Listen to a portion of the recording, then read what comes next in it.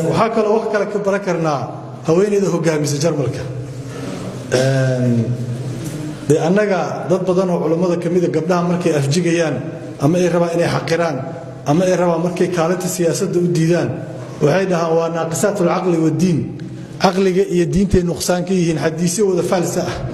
oo meel ay ka yimaadeen aysan jirinay kitaabaha jawaab kala soo baxaan laakiin waa u jeednaa Jarmalka ما مركي سدح هذه حكومة يسام سو مركي أفراد. سائلكم حليه شيخ سائلكم حليه وحاج شيرة مالمها سوشيال ميديا هاي إنه كتشلو سياسي صوماليات وبيننا يحديث كوران هي ناقصات عقل ودين. شيخ حديث كاس حديثة كوران يوحى لقوه ناقصات عقل ودين. واركي وياهن سوشيال ميديا نكن هذا الكسوق قليل السياسي جيد هذا عبد الرحمن عبد الشكور علماء بدنا ويرديان وعلماء المسلمين تكمله ردي قدنا واتكه لسان هو هاي ميديا هذا حديثه لكن سيجابن هذا نوجد جوابه حديث كهرت بخاري ومسلم باوريي عدي سجى كهر رئيسي وحديث كاس الدرتي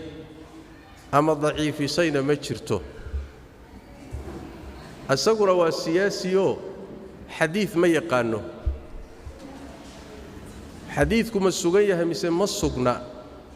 إنه حكوك يا أم الله إنه يقابل علمي وحديث كأما ضعيفين كرو أما صحيحين كرو maxay ilay xadiis bukhari iyo muslim ku yaalo culimadu ugu horeysay wax daciifiye aysan jirin kumuusan dhiiradeen haduu cilmi xadiis wax ka garanayo waa mid labaade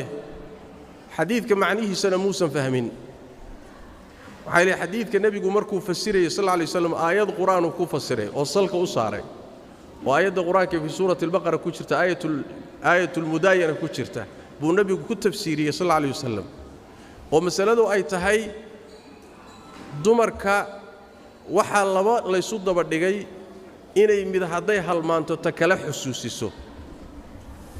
xuquuqdii baa la ilaalinayaa xuquuqdii yaa la ilaalinayaa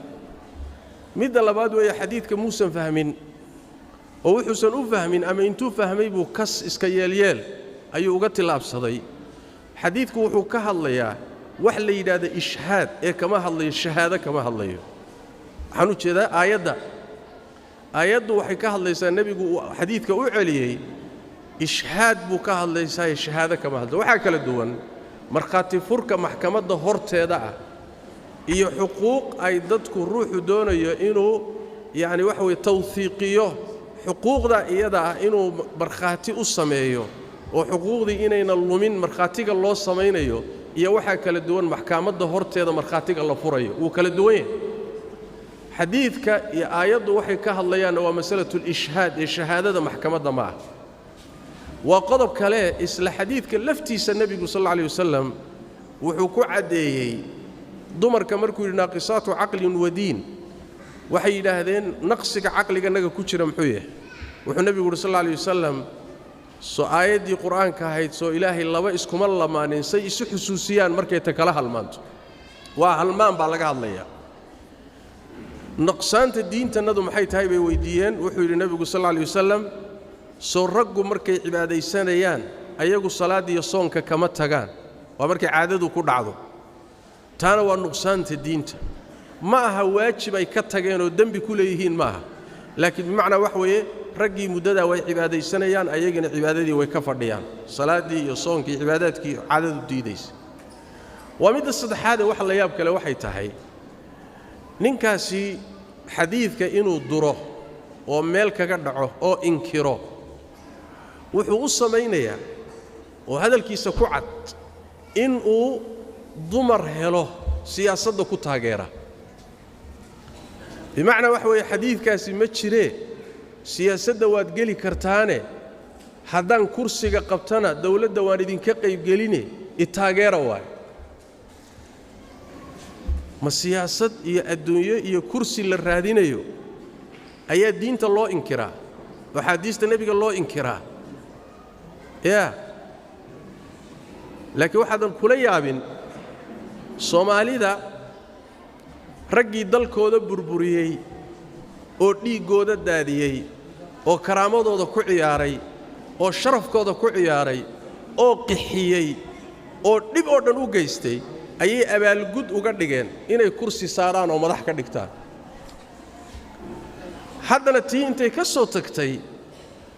أيه وحيمد دين تدوري ده إن كراس لينا جرّت سدو شال الدل البربرية يديك لدادية يومد لبابية با كراس لوه لو ركبا كراس كفولي